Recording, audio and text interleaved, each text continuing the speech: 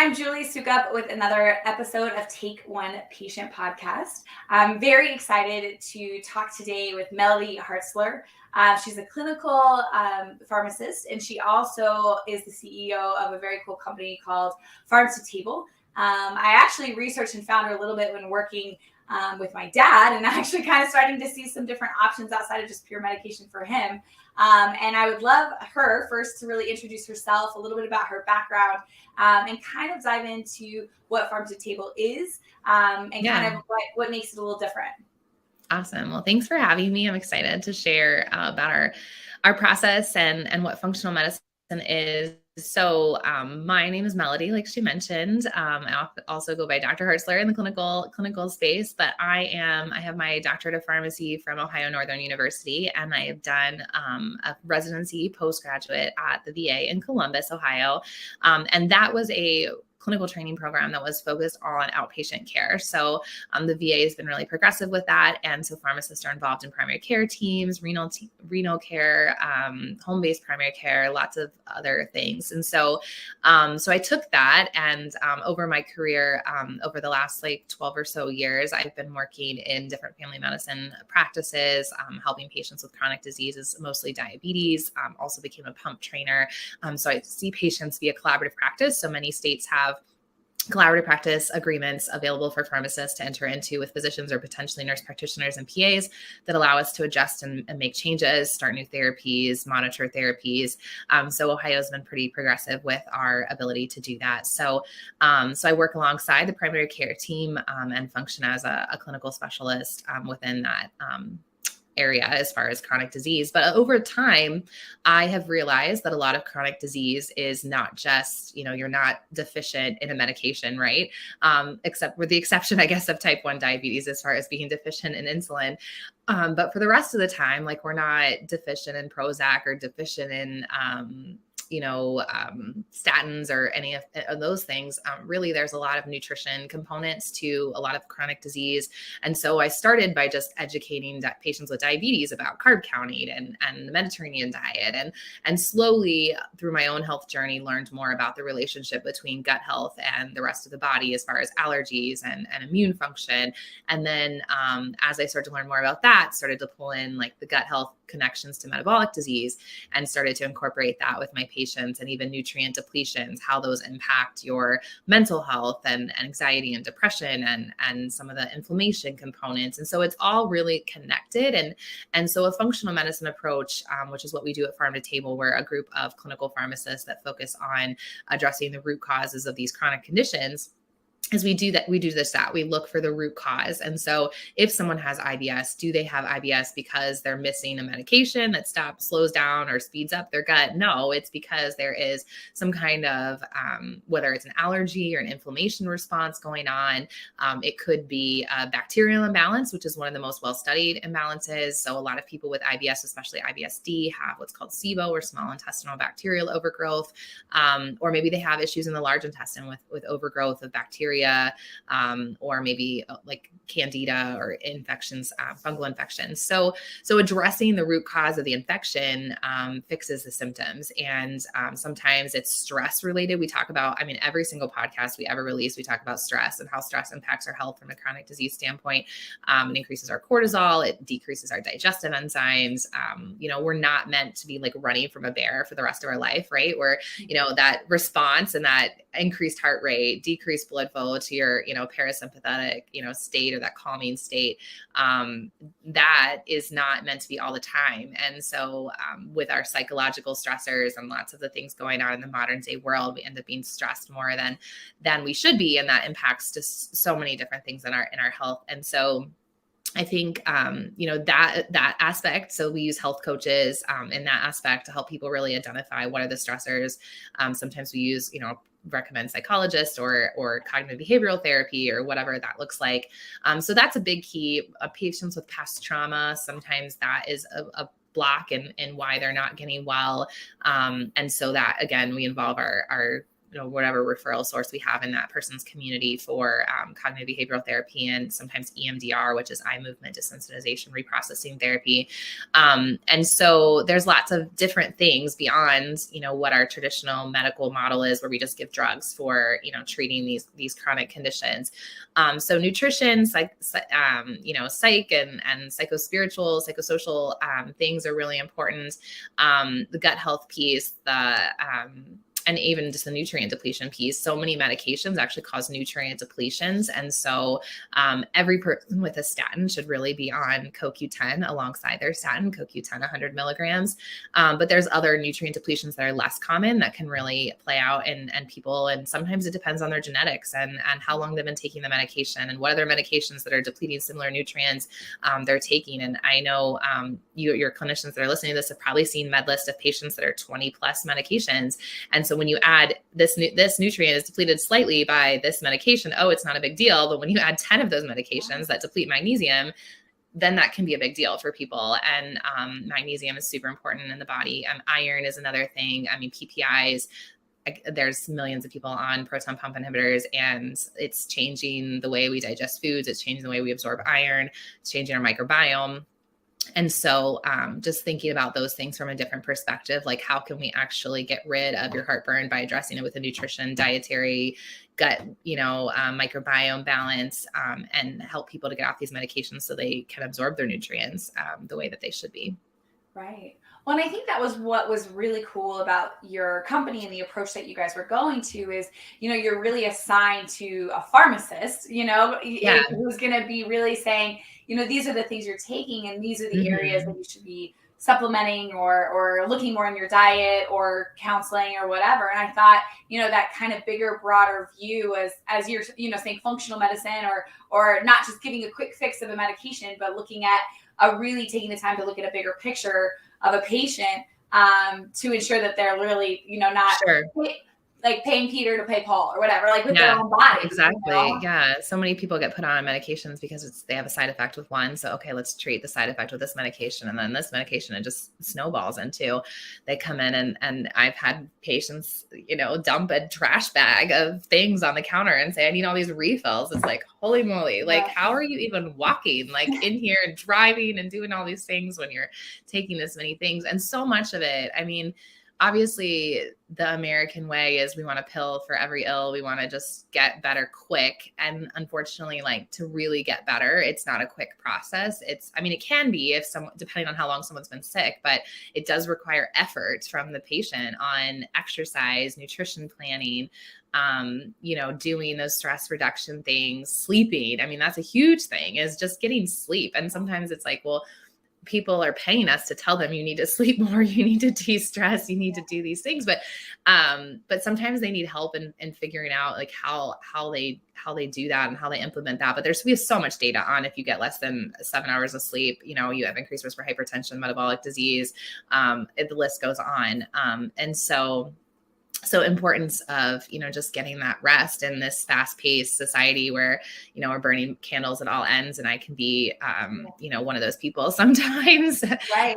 You have to take a step back and say, this isn't worth it. And I need to take care of my body and get the sleep that it needs. And I mean, we have data on shift working that third shift, people have less longevity, decreased lifespan, and, hormone imbalances are super prevalent in that population. And so, I mean, some people have to work third shift. We have to have people at the hospital third shift. So, I mean, it's just part of it. But I think, supporting your body however you can in that process with the nutrition and decreasing stress is super important. Sure. Well, and you kind of bring up a point, and I think it's interesting to think about is, taking one medication away that may not be working and giving weird side effects, but here's another and here's another. What do you think kind of is that culture? Not always, not all pharmacists, not all discharge nurses, but why do you think that is? Is it as far as like, let's prescribe something else? Do you think it's more of that we're learning more about like what is available outside of that? Or do you think it's a time constraint? Like, where do you think kind of that comes from? Or is it mostly a time constraint and that's the gap you guys are filling is, okay, we'll be discharged, but let us take the time to really help you model this after? Yeah, I mean, I think part of it is a time constraint. So in the functional medicine model, with 42 Institute of hours. Functional Medicine talks a lot about this, is that, we have to hear the patient's story. And a lot of times that story, might take them like 45 minutes to tell me, like from birth to now, like what is going on? When was the last time you felt well? Did your parents get divorced and then you started having symptoms? Was there some kind of other trauma? Did you have a car accident? Like, what does that timeline look like for how this started to come to be? And certainly when you go to the ER or you go to the hospital or a family medicine primary care visit, you're getting 15 minutes to tell them what is wrong with you. They can't connect all those dots from the past in that 15 minutes. And it's very much okay, this is what we need to focus on today. Even if you have 20 things going on, you can only focus on so many in that 15-minute appointment. And ultimately the easiest thing for them to do is say, well, here's a medication, come back and tell me in 2 weeks if that works. And even at the discharge point, I think one of the challenges there is that the people that are caring for the patients in the hospital are not the people that are following up with them on the outpatient side. And like it used to be your family medicine provider would come and round to the hospital, write your orders, and you would, follow up with them later. And there's very few, there are still out there, but there's very few, primary care internists that actually round and do the outpatient care. And the specialty side, we see that more still, but on the primary care side, we don't, or internal medicine side, we see more of the hospitalist model where the hospitalists are caring for you in the hospital. And then your team over here is caring for you in the outpatient side. Certainly is better quality of life for those individuals, but for that continuity of care, it's a little bit challenging. And so I think when we're discharging, we're like, okay, this is, medically what is going to stabilize you and get you home, but it's not really thinking about and can maybe keep you from coming back. But it's not really thinking about like long-term, like, is this the best thing for your health? Is this the, most, beneficial, choice? And they don't have that relationship with the patient in that hospital in that short-term period to know, like, is that patient going to go home and drink, 2 gallons of Mountain Dew or 4 liters of Mountain Dew and come right back here if I don't give them this medication or this insulin or whatever the situation might be. Right. So I think that's one of the challenges is that they're not in a long-term relationship when you're in that hospital setting. I do think there's probably like the deprescribing piece at the med reconciliation, at the end is really important on that discharge is, okay, do we need this long-term? So I had a patient that I was trying to figure out why he was on a PPI. He had been on a PPI for like 10 years. I asked him, have you ever had heartburn? No, never had heartburn. Okay. Have you ever had a scope that showed, you had erosion or, Barrett's esophagus or anything like that? Nope, never had that. Okay. Looking back in records, nothing is leading to any of those things. So finally, I find that this patient started a PPI in a hospital admission when he was in the ICU for something else. And so it was basically his PPI for stress ulcer prophylaxis that now he got discharged on and took for 10 years before someone questioned it. Wow. So those are the kind of situations that when we're at that discharge point to say, hey, like, is this person have heartburn? Did they come in on this medication? Yeah. Do they need to leave on this medication? There's other simple things like people get discharged on a statin that's different than the one they have at home and they start taking both of them because the hospital formulary was different than their home formulary. I have my most recent practice that I was in, I was overseeing the transitions of care process from the family medicine side. So we would get the discharge summaries from the hospital and we would make the call within the 48 business day hours to help reconcile the meds. And so often, I think one of the other challenges is patients because they don't have that relationship, they don't have the trust with the hospital provider like they do with their family medicine provider. So half the time they're like, oh, I didn't do any of that stuff. I didn't do the stuff that the person at the hospital told me to do because I wanted to see what Dr. So-and-so here at your office thinks. Yeah. And so that's challenging, right? That the patient, we're like, hey, you need to do X, Y, Z, you need to pick up this prescription and, move forward. And they didn't even do it. So, and then sometimes that ends up with them back in the hospital on a readmission. Sometimes 100%, yeah. They're, not getting the prescription at the pharmacy because it's costing too much. And the communication from the pharmacy back to a hospital is much more difficult than the communication to an outpatient facility. So I think one of the biggest challenges in all of this is just that continuity of care between all those players that are part of the care team. Right. Well, and as you said, I mean, even too, when you're getting discharged, that's fast, and the pace that is a necessity in the healthcare system to just be able to provide the amount of patient care that's needed for the amount of providers that are needed. I recognize that taking like, okay, let's take a step back and like, tell me about, they don't have that. No.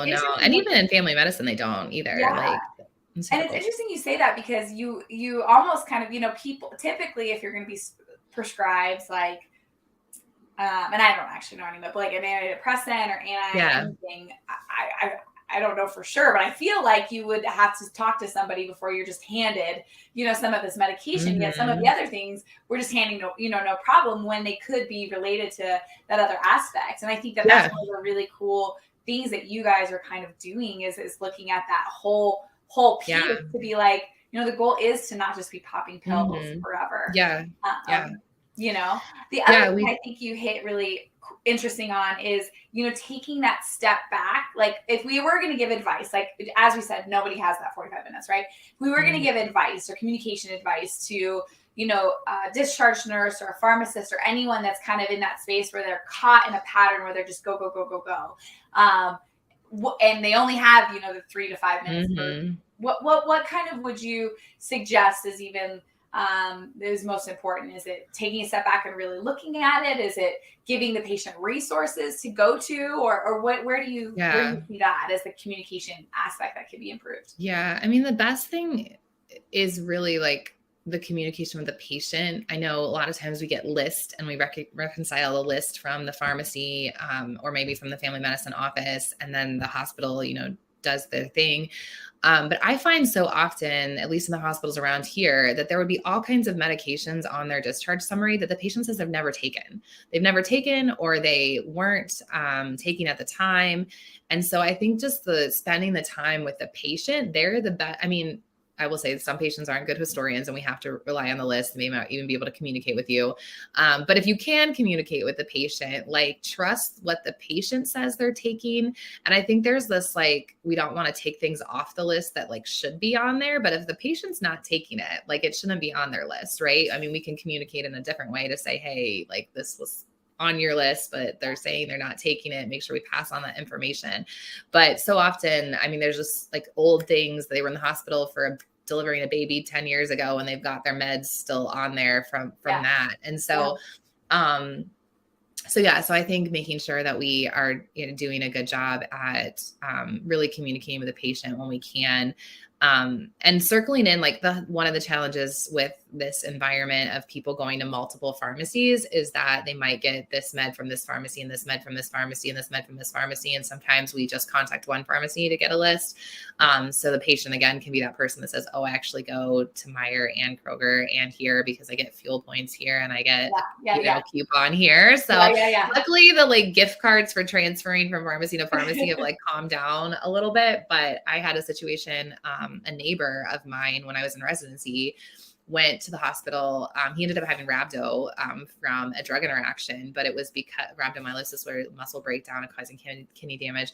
But he had gotten a blood pressure medication called diltiazem from one doctor and a statin from another doctor, and filled them at separate pharmacies. But the statin was on like the $4 list. So it didn't hit the insurance to alert this other pharmacy that he had that combination. But that combination is what resulted in his hospitalization because it was all this discombobulated, getting one thing here, getting another thing here, and people weren't, communicating. So I think from an outpatient perspective, like we always have to be asking patients every visit, and as part of the process. But I think I've worked with a lot of nurses and LPNs and MAs over the years.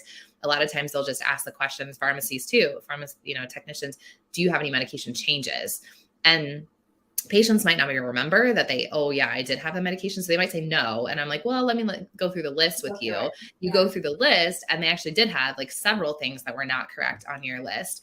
So I think we just have to, remember that our job is to make sure this is accurate as possible. And it's not always going to be possible because there's, a lot of things outside of our control, and we don't have one master system for everything. But the most, important thing is to like go through all the medications, not just say, hey, are you still taking lisinopril, but are you taking lisinopril 10 milligrams once a day, and make sure that, that whole prescription is correct. I see the hospitals again around here a lot that will have a different strength and then say like 2 tablets instead of 1 tablet, but the patient isn't really taking it like that. And so that can be confusing, just how it got selected in the system.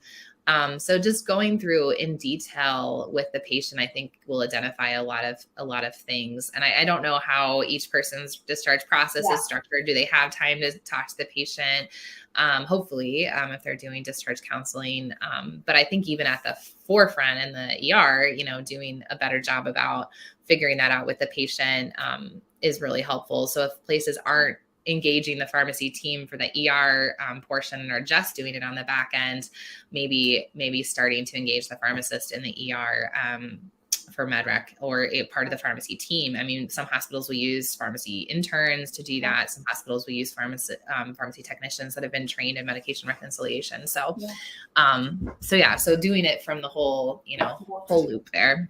Yeah. And it's interesting you say that too, because even like clarifying and getting more information and clearing that up and clarifying the medication could be even done originally, even kind of by a nurse. If you're asking, you're trying to kind of clarify it. And it's interesting you say that because, Medical Memory just partnered with one of our hospitals where they're so strapped on the pharmacy, and he actually started sending video messages using our app to the patients about things once we have the information. He's like, I can't go, but I feel like I still need to have that conversation. Going room to room to room was super hard. But so he would sit, like, look at the medications and then have almost like a 2-3 minute video conversation. That's great. The patient could watch it when they got home. But it almost, he's like, not going room to room to room, gave me an extra 2 minutes to educate. So, hey, there are different options like what you have, or nutrition options, or things that you should look at in conjunction with that. And so starting to use some of the, tech to either, send that information via like, here's it custom, or even like videos of like, hey, this is a general information that you should know about taking cardiovascular medication. Here's all the risk benefits and all that, which a few of our pharmacists have even started doing, so that at least the patient can go home and say, okay, I need to do a little more digging. And here's resources like your company that are out there that can do it. And you guys do that a ton in your podcast of, here's, I'm even looking at it. It's like, foundation of health, nutrition, of sleep, of movement, of stress, and all of those things that could provide a lot of mediums to maybe either minimize or get off some of the medications that they're on. Yeah. Ultimately what we're trying to do from a functional medicine standpoint is support like the biochemistry of the body and how the body is supposed to function. So if we have too much of something or too little of something, like that's throwing off the balance, which is one of the reasons why pharmacists have a little bit of an advantage in this space, is because we've done a lot more biochemistry in our background than a lot of other healthcare professionals. Also from the supplement standpoint, like pharmacology is similar to how, it's all how does this interact with receptors and produce an effect. So deep diving into supplement interactions too is there's, we have more limited data on how supplements interact with medications, but definitely spent a little bit more time talking about resources for that than some of the other healthcare professional groups. Awesome. Well, you've been so informative. And I think even what you're saying is for anyone who's kind of falling in the same communication pattern with patients is taking that step back, have a nurse take a step back to just really look at it.